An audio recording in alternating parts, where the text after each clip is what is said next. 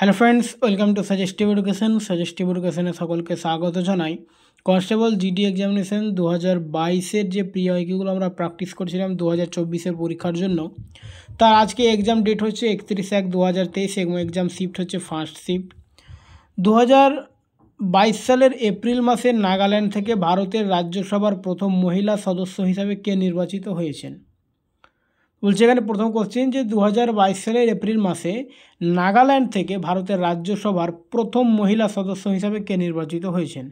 তো এখানে অপশন রয়েছে ফাঙ্গন কনিয়াক, মরিয়ম রেংমা, জেসমিনা জেলিয়াং, প্রিয়াঙ্কা গান্ধী। তো অ্যান্সার হচ্ছে ফাঙ্গন কনিয়াক। 2 নম্বর দেখো এখানে ছট পূজা নিচের কোন দেবতাকে উৎসর্গ করা হয়? 2 নম্বর কোশ্চেন বলছে ছট পূজা নিচের কোন দেবতাকে উৎসর্গ করা হয়? তো অ্যান্সার হচ্ছে ছট পূজা সূর্যদেবকে উৎসর্গ করা হয়। সবুজ বিপ্লবের প্রথম পর্ব কবে শুরু হয়? সবুজ বিপ্লবের প্রথম পর্ব কবে শুরু হয়? তো এখানে অপশান রয়েছে 1980-র দশকের মাঝামাঝি, 1970-এর দশকের মাঝামাঝি, 1960-এর দশকের মাঝামাঝি, 1950-এর দশকের মাঝামাঝি। তো অ্যান্সার হচ্ছে 1960-এর দশকের মাঝামাঝি।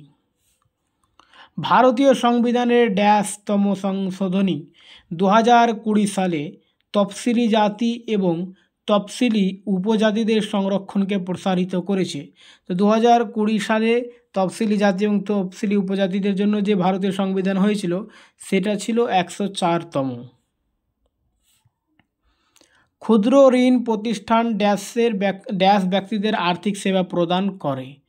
তো যারা নিম্ন আয়ের ব্যক্তি থাকে তাদের ক্ষুদ্র ঋণ প্রতিষ্ঠান সেবা প্রদান করে। ড্যাশের সুপারিশে ভারতীয় সংবিধানে মৌলিক কর্তব্য অন্তর্ভুক্ত করা হয়েছিল। এটা জিডির 2022-এ এই কোশ্চেনটা রিপিট হয়েছে, এর আগেও এই কোশ্চেনটা এসেছিল। অ্যান্সার হচ্ছে শরণ সিং কমিটি। একটি বেসরকারি খাতের প্রাথমিক উদ্দেশ্য কি? একটি বেসরকারি খাতের প্রাথমিক উদ্দেশ্য হচ্ছে লাভ। বেসরকারি যেগুলো প্রতিষ্ঠান তারা কিন্তু লাভের জন্যই সব কিছু করে। জম্মু ও কাশ্মীরের দ্বিতীয় লেফটেন্যান্ট গভর্নর কে? তো জম্মু ও কাশ্মীরের দ্বিতীয় লেফটেন্যান্ট গভর্নর হচ্ছেন মনোজ সিনহা, শ্রী মনোজ সিনহা। নিচের কোনটি প্রাথমিকভাবে পাঞ্জাবের লোকনৃত্যের সঙ্গে যুক্ত নয়?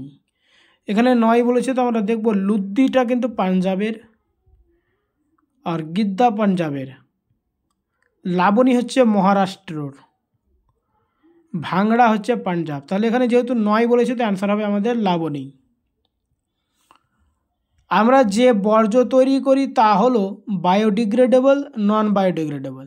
তো আমাদের বাড়ি বা পরিবেশ থেকে যে বর্জ্য পদার্থগুলো হয় সেগুলো কোনোটা বায়োডিগ্রেডেবল থাকে আর নন বায়োডিগ্রেডেবলও থাকে। তো অ্যান্সার হচ্ছে উভয়।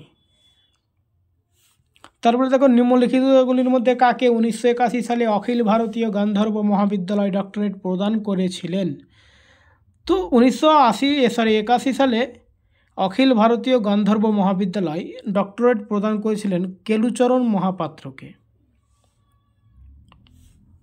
ভারতের সংবিধানের 157 অনুচ্ছেদে বলা হয়েছে যে একজন ব্যক্তিকে রাজ্যের গভর্নর নিযুক্ত করার জন্য নিম্নলিখিত যোগ্যতাগুলির মধ্যে কোনটি পূরণ করতে হবে?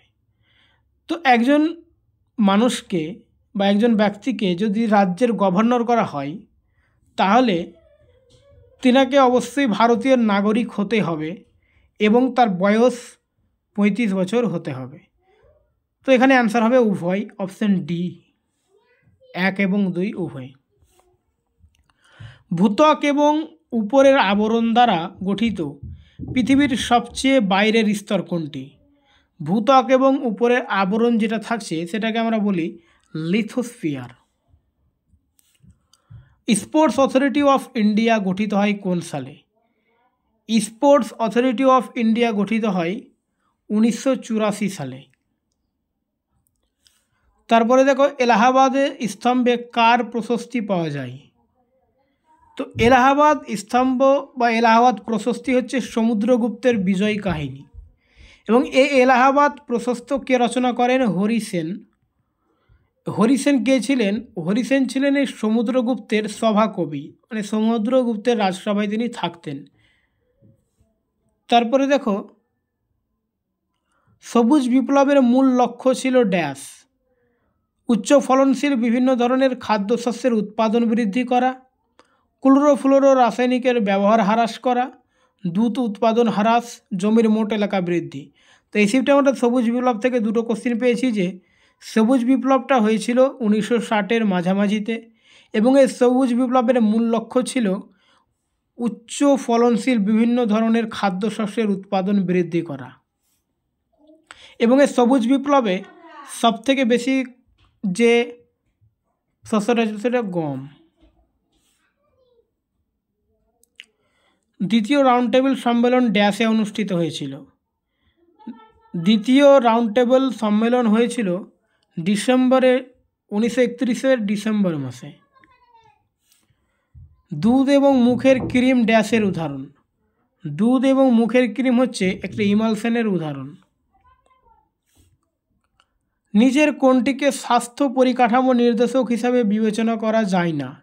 মাতৃমৃত্যু, শিশু মৃত্যু, আয়ু, জীবনযাত্রার খরচ। তো স্বাস্থ্য পরিকাঠামো নির্দেশক হিসেবে যেটা বিবেচনা করা যায় না সেটা হচ্ছে জীবনযাত্রার খরচ। ফিফার নিয়ম অনুসারে অফিসিয়াল অনুমোদিত ম্যাচে ব্যবহৃত ফুটবল বলের পরিধি অবশ্যই এর মধ্যে পরিমাপ করা উচিত। তো ফুটবল বলের পরিধি ফিফার নিয়ম অনুসারে হবে 27 এবং 28 ইঞ্চি। ওকে।